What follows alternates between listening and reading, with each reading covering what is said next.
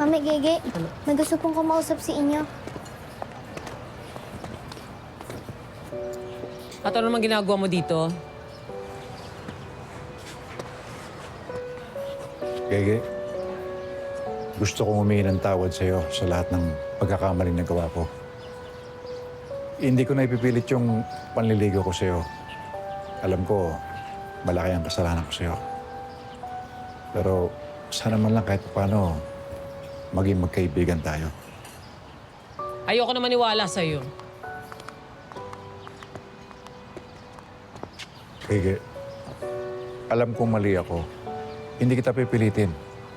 Igbabakasakali lang ako.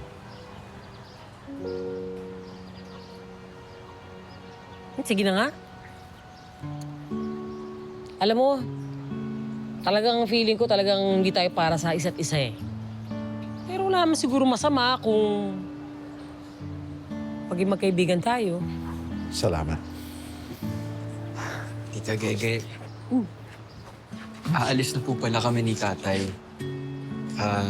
Kaya ka rin po namin binisita para magpaalam sa'yo. Lilipat ulit kami.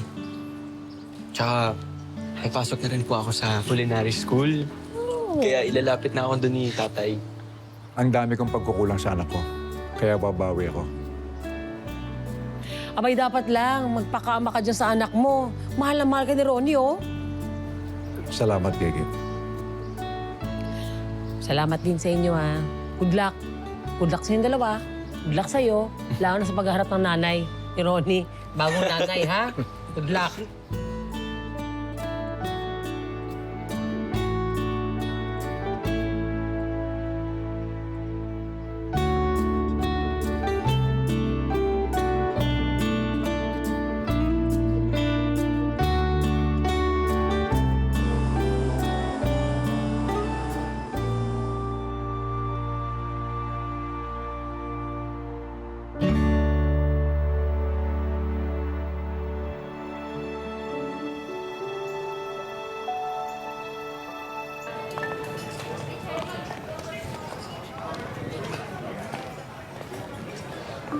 Choy, bakit ba tayo nandito? Kasi titignan ko kung nandito si nanay eh. Sabi niya kasi, dadaan daw siya dito eh. Mangingi sana ako ng pambili ng banana Q. Okay.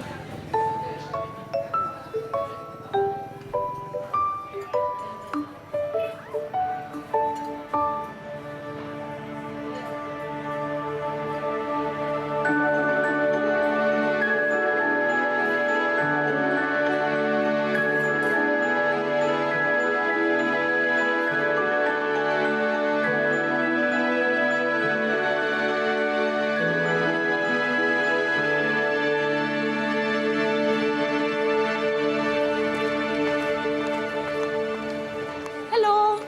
Hello po. Cute nyo naman. Sige po. Ay, mga Mars, eto na nga. Kilala niyo si Angie, di ba? Kung napakabago pala ng hininga nun. Totoo ba yan, Mars? Oo. Hindi nga ako humihinga kapag kinakausap ko siya eh. At saka kilala niyo si Mariel, di ba? Oo. Ano naman yun? Nalaman ko. Meron palang kinikitang ibang lalaki. Grabe naman yan, Mars. Nakakaloka. Ay. Bait pa naman ang asawa nun. Tapos, di ba? Ganun pala ginagawa niya. Ewan ko dyan sa mga babae niya. Pero hindi ba kayo close doon? Yun?